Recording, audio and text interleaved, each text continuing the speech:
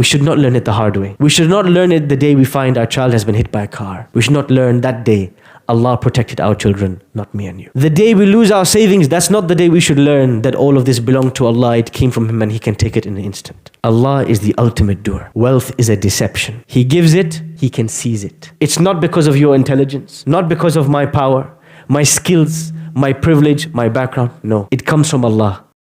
Bismillahir Rahmanir Rahim. Alhamdulillahi Rabbil Alameen. Ar-Rahmanir Rahim. Maliki Yawmiddin. Iyyaka na'budu wa iyyaka nasta'in. اهدنا الصراط المستقيم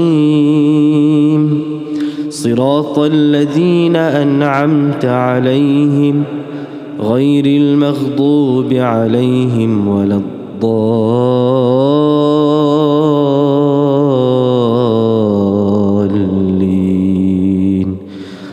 آمين. وقل الحق من ربكم فمن شاء فليؤمن ومن شاء فليكفر إنا أعتدنا للظالمين نارا أحاط بهم سرادقها وإن يستغيثوا يغاثوا بماء كالمهل يشوي الوجوه بئس الشراب وساءت مرتفقا إن الذين آمنوا وعملوا الصالحات إنا لا نضيع أجر من أحسن عملا أولئك لهم جنات عدن تجري من تحتهم الأنهار يحلون فيها من أساور من ذهب ويلبسون ثيابا خضرا من سندس واستبرق متكئين فيها على الأرائك نعم الثواب وحسنت مرتفقا واضرب لهم مثل الرجلين جعلنا لأحدهما جنتين من أعناب وحففناهما بنخل وجعلنا بينهما زرعا كلتا الجنتين آتت أكلها ولم تظلم منه شيئا وفجرنا خلالهما نهرا وكان له ثمر فقال لصاحبه وهو يحاوره أنا أكثر منك مالا وأعز نفرا ودخل جنته وهو ظالم لنفسه قال ما أظن أن تبيد هذه أبدا وما أظن الساعة قائمة ولئن رددت إلى ربي لأجدن خيرا منها منقلبا قال له صاحبه وهو يحاوره أكفرت بالذي خلقك من تراب ثم من نطفة ثم سواك رجلا لكن هو الله ربي ولا أشرك بربي أحدا ولولا إذ دخلت جنتك قلت ما شاء الله لا قوة إلا بالله إن ترني أنا أقل منك مالا وولدا فعسى ربي أن يؤتيني خيرا من جنتك ويرسل عليها حسبانا من السماء فتصبح صعيدا زلقا أو يصبح ماؤها غورا فلن تستطيع له طلبا وأحيط بثمره فأصبح يقلب كفيه على ما أنفق فيها وهي خاوية على عروشها ويقول يا ليتني لم أشرك بربي أحدا. بسم الله الرحمن الرحيم. الحمد لله رب العالمين وصل اللهم وسلم وبارك على نبينا وحبيبنا وقرة أعيننا محمد وعلى آله وصحبه أجمعين. السلام عليكم ورحمة الله وبركاته. In 2008, we saw the greatest financial crash, the greatest recession that we have seen in history, in written history. People for decades had been placing all of their money in savings accounts, in investment accounts, in ISAs, in FTEs, in stocks. And they had left their money there thinking, I trust this process, everything will be fine. And one day they'd wake up and their life savings suddenly doesn't exist. In the same process, we found out that a number of people who were on Wall Street in the US, the people who were the heads of financial institutions, were actually lying to people, stealing money from people, pyramid schemes, Ponzi schemes. We realized how much of it was a lie, but for us to realize this, the whole thing had to crash. People had to lose millions. They had to lose their life savings. In today's reflection, we recited the verses from the second story in Surah Al-Kahf, the 18th chapter of the Quran. That second story is the story of two men, the two men and their gardens. We said that Surah Al-Kahf is about deception, 4 lies that we are told in this world, and how to realize that we are being lied to. In this story, we are talking about the deception of money, of wealth. What happens when somebody becomes successful materially? When somebody gets a promotion or two, somebody gets a degree or two, somebody does well in business, somebody gets a large inheritance from their parents. What happens mentally? You start to feel entitled. You start to think, I get the credit for this. I contributed to this. My intelligence, my hard work. And what starts to happen? You start to put more trust in savings accounts, in banks, in processes, in people. You start to trust them more, and Allah subhanahu wa ta'ala starts to get removed from the picture. Picture this. Somebody puts their life savings in a savings account. They put their life savings, they invest it in a business. And in their mind, they cannot imagine making a complete loss. In their mind, this is a reliable process, trustworthy process. They put their trust in the thing and they keep going. Somebody installs a security system in their house. They put an alarm, they put sensors, they put CCTV cameras.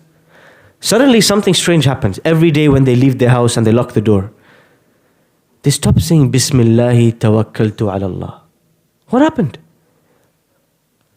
You start to get the illusion, the lie, that the security system is protecting the house. One time I left my house. Me personally, I left my house, I locked the door.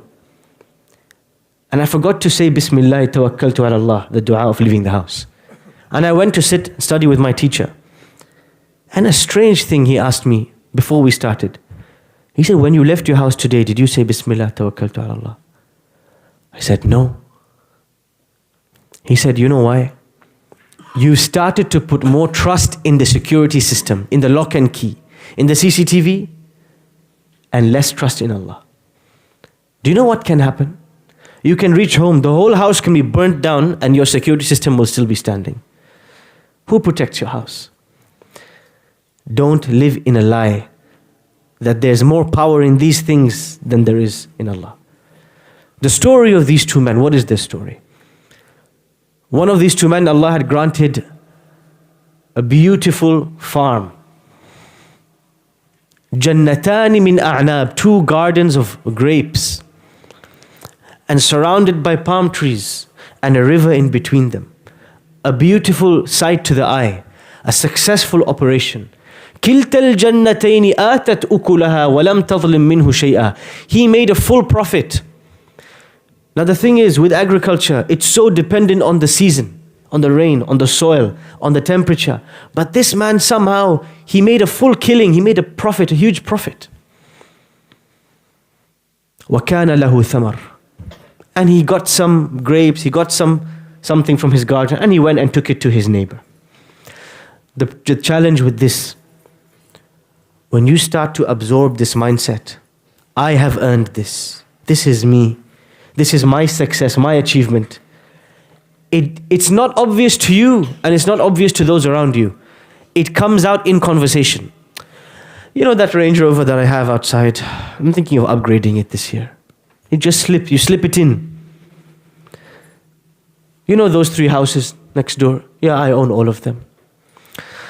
You just slip it in conversation. This is what happens with this man and his neighbor. He goes to his garden, he plucks the fruits, he goes to his neighbor. قَالَ لَهُ صَاحِبُهُ وَهُوَ يُحَاوِرُهُ. This is really important. While chatting to him, you know, like you normally chat to your friend. How's it going? What's new?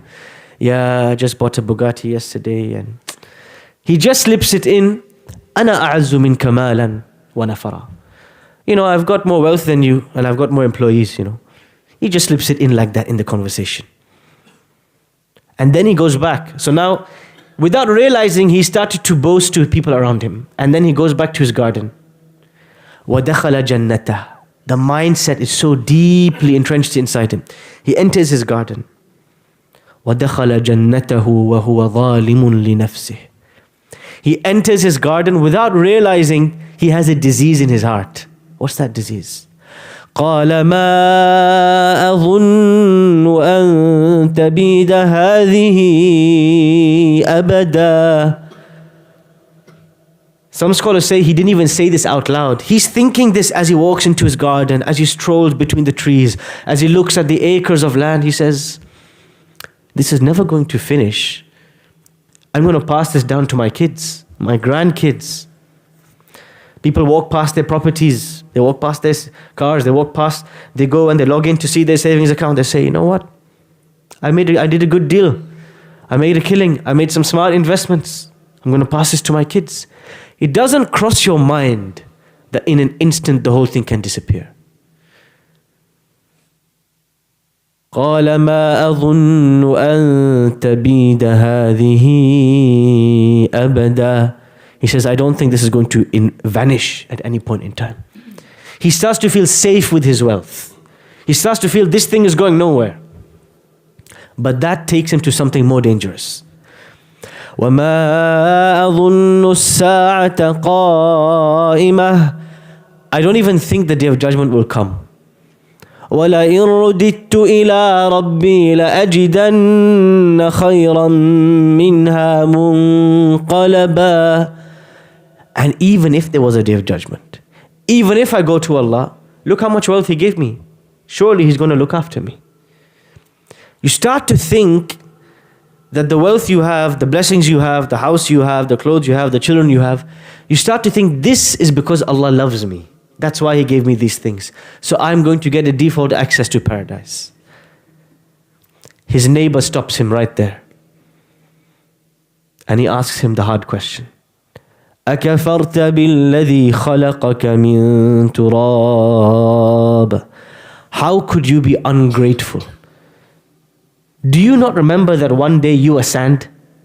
This is the solution to all arrogance and pride and attachment to wealth and attachment to this world and love of the means of this world and its trinkets and decorations. Remember, one day we were sand, we were dust, we were clay, and everything else will turn back to dust. ثُمَّ مِن نُطْفَةٍ, and then you became a small piece of flesh. ثُمَّ سَوَّاكَ رَجُلًا, and now you are a man. How did you come to be from nothing? Allah made you from nothing. He made your wealth from nothing. You are not everything, you are a speck. Remember this. And then this man says, لَكِنَّ هُوَ اللَّهُ رَبِّي. He says, but me, Allah is my master. Everything I do, I know it comes from Him. I see something beautiful in my house, I say, He gave it to me. Not for a second do I think it belongs to me. I know He can take it away any moment. وَلَا أُشْرِكُ بِهِ أَحَدًا. I will not make anyone equal to Him. وَلَوْلَا إِذْ دَخَلْتَ جَنَّتَكَ. My friend, why? Why? When you entered your garden, why didn't you say these two special words? These two words. If we have this mindset, it will change the way we see our wealth. وَلَوْلَا إِذْ دَخَلْتَ جَنَّتَكَ قُلْتَ مَا شَاءَ اللَّهُ لَا قُوَّةَ إِلَّا بِاللَّهِ. When you look at what you have, first thing you should say, Ma sha Allah. This word, we use it so often. We don't understand the depth of what it means.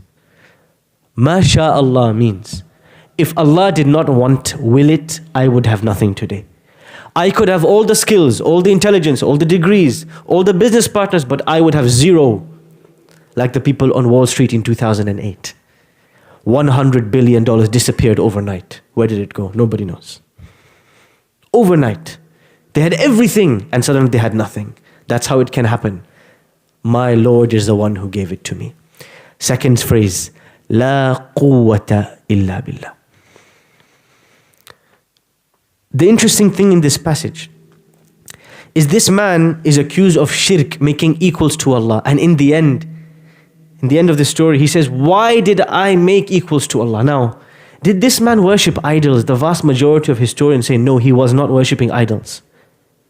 Then how is he committing shirk? How is he making equals to Allah? This is the type of shirk that many of us commit and we don't realize it. Shirkul asbab. When we start to think that the machines and the means and the people and the processes are doing things, not Allah. When you put your clothes in the washing machine and you think, that's cleaned my clothes. No, Allah cleaned. Allah subhanahu wa ta'ala is the ultimate will. If He willed it, you could have put your clothes in there, put the soap in there, the powder in there, and nothing would have happened. When you lock your door and you think, my security system protects my house, and you start walking, feeling safe inside, no, Allah protects your house. That security system can fail tomorrow. When you drop your kids at school and you walk and you think, my kids will be okay.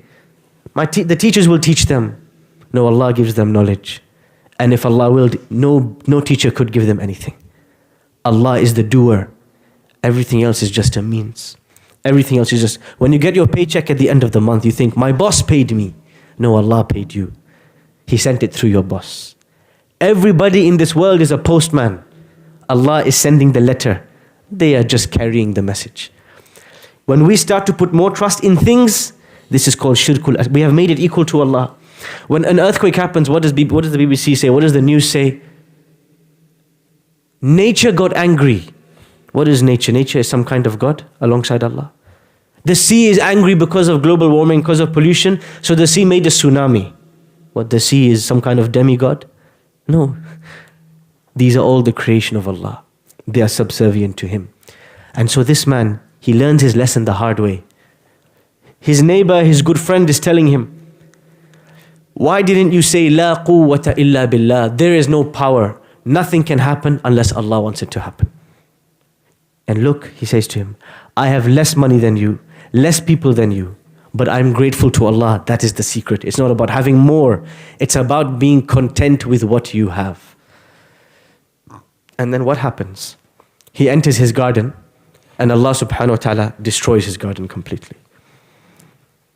He finds his garden is destroyed. أصبح يقلب كفيه على ما أنفق فيها. He starts to then grit his hands together in regret over all the investments he made in this place. ويقول, and he says, يا ليتني لم أشرك بربي أحدا. Why did I put my trust and feel safe in the process, in the nature, in the plants, in my employees? Why didn't I say this all came from Allah? Look what happened. In one moment it disappeared. One moment it's all gone.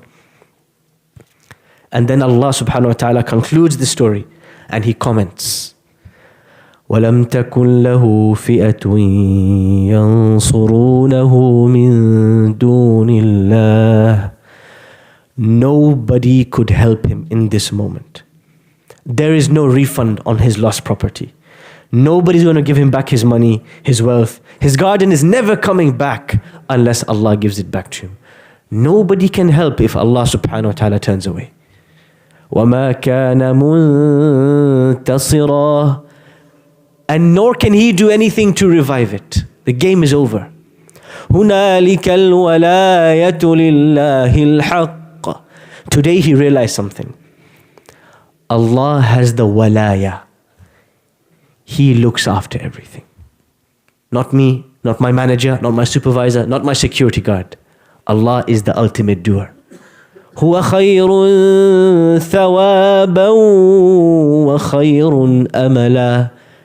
His reward is better, and it's better to put my hopes in him, not in anybody else. Today, Sahib al-Jannatain, the man with 2 gardens, he learned this lesson that we should all learn. We should not learn it the hard way. We should not learn it the day we find our child has been hit by a car. We should not learn that day Allah protected our children, not me and you. The day we lose our savings, that's not the day we should learn that all of this belonged to Allah, it came from Him and He can take it in an instant. When a mother has a miscarriage after 9 months and loses her infant, this little baby, she looked into his eyes, this cute little child, and suddenly he passes away. That shouldn't be the day she realizes Allah gave it to me and He can take it away. Allah is the ultimate doer. Wealth is a deception. He gives it, He can seize it. It's not because of your intelligence, not because of my power, my skills, my privilege, my background. No. It comes from Allah. All of these things can lead to no wealth, and none of these things can lead to lots of wealth. But it is a test by which He sees, and He watches us, and He exposes us for who we really are. There were 2 men, and each of them had gardens. Each of them had farms in the story. But which one will we be? Will we be the one with the destroyed garden who left everything to it? Or will we be the man who had less but was content, but was grateful, and Allah will give him a much bigger garden in the afterlife? Wa sallallahu wa sallam wa barak ala nabiyyina Muhammad. Assalamu alaikum wa rahmatullahi wa barakatuh.